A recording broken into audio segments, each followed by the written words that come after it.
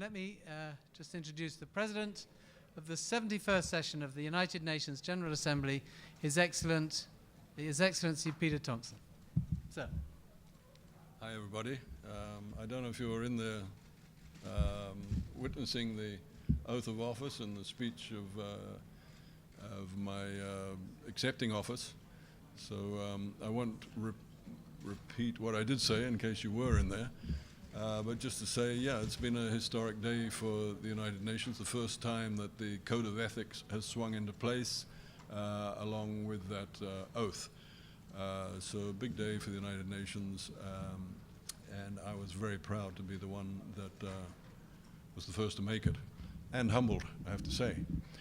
It's been a big day for me. I think this is probably about my 10th speaking engagement, so my voice is starting to fade, and I've got about another 3 or 4 speeches to make today. So I won't speak for too long here now, other than just to repeat what I said inside, which is that mantra of mine, which has become the theme for the 71st session, is all about the Sustainable Development Goals, and that it's a universal agenda to transform our world. Now that's, I'm not somebody who likes slogans. I struggle to get one in place, but for me it encapsulates what we want to do. When I say we, I mean all of us, because we've all brought this agenda into being. But I particularly want to introduce Ambassador Decima Williams, who was the former PR of Grenada and the former chair of the IOSIS, the Alliance of Small Island States. She was the great warrior for climate change between Copenhagen and Paris.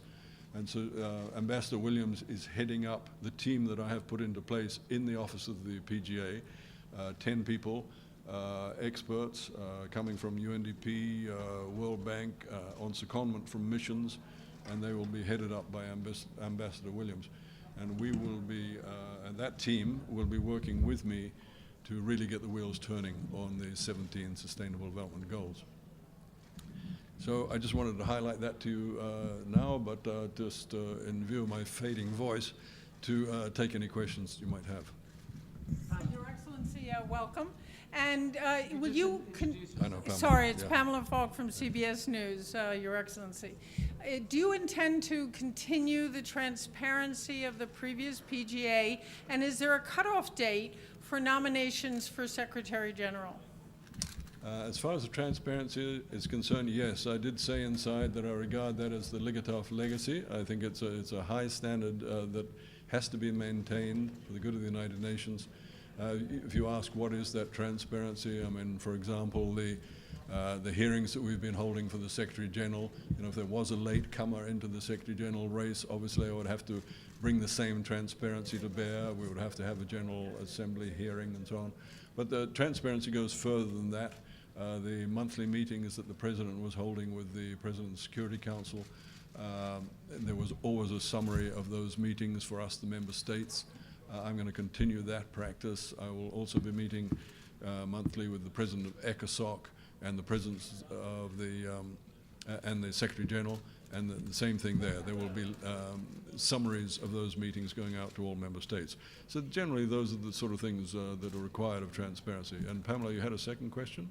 Date. Is there a cutoff date for any nominations for Secretary General? As I understand it, there is not. You might recall that back in July, I think it was, when France was the President of the Security Council, a letter came from the President saying that right up until the moment of decision that there can be late comers as long as they're nominated in the proper way.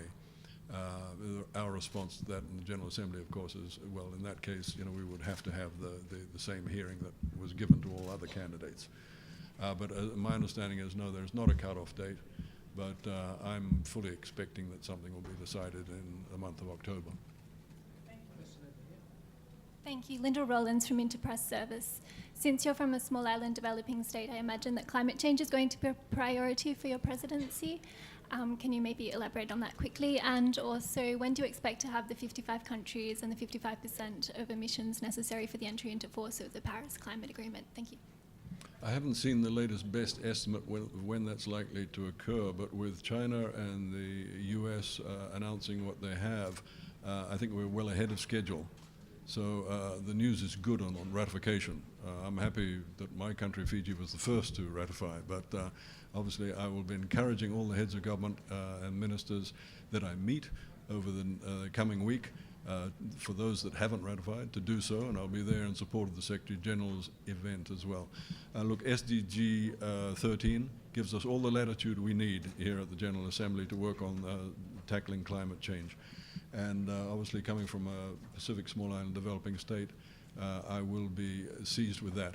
But it's not just a small island developing state matter. I mean, rising sea levels, desertification, flooding of giant Asian river deltas, etc. This is a global problem, not just a SIDS problem. Question over here. Question over there. Thank you. Thank you. Carla Stay, Global Research.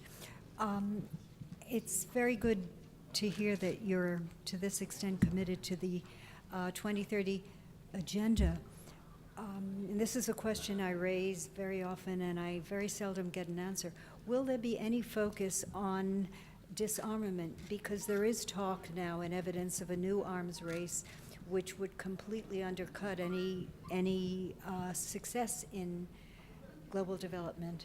Yeah. Look, I don't want to give the impression that I'm only going to be working on Sustainable Development Goals implementation. That's my prime focus, but there are obviously many, many other areas of responsibilities in the General Assembly, disarmament being one of them. The Sustaining Peace agenda is one which I really encourage you to have a close look at when we talk about all matters relating to security.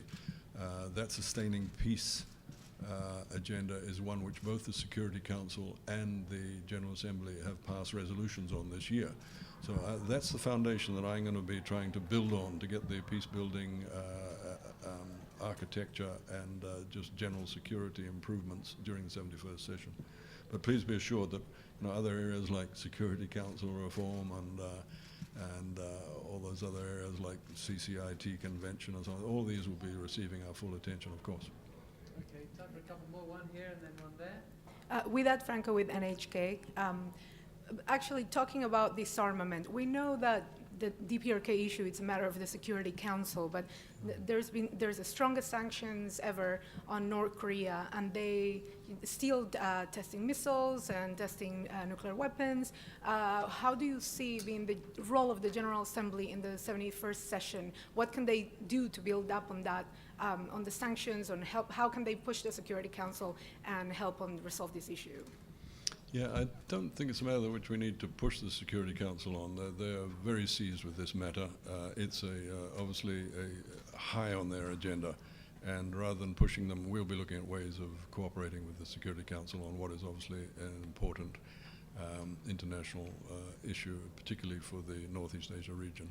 Yeah. Ryohei Takagi from Kyodo News, Japan's newswire service. The President, what is your view on UN Security Council reform? How would you facilitate it? Yeah, look, I don't think there's any country in the world which is against UN Security Council reform. Everybody realizes that it's time that we did something about it. It's called UN Security Council reform, not UN Security Council do nothing. I'm charged with the responsibility of advancing Security Council reform matters. The question is, how do we go about it? What model is going to be followed? What timing is going to be followed? But I've just made a commitment inside to the General Assembly that I will work on moving this process forward. But there will be no surprises. This is something where the whole membership, this is such an important issue for the House, that the whole membership has to move forward together on this. And so I will be consulting very widely on this, as well as, of course, appointing leadership for the intergovernmental negotiations process. Thank you. Okay. Thank you very much indeed, sir.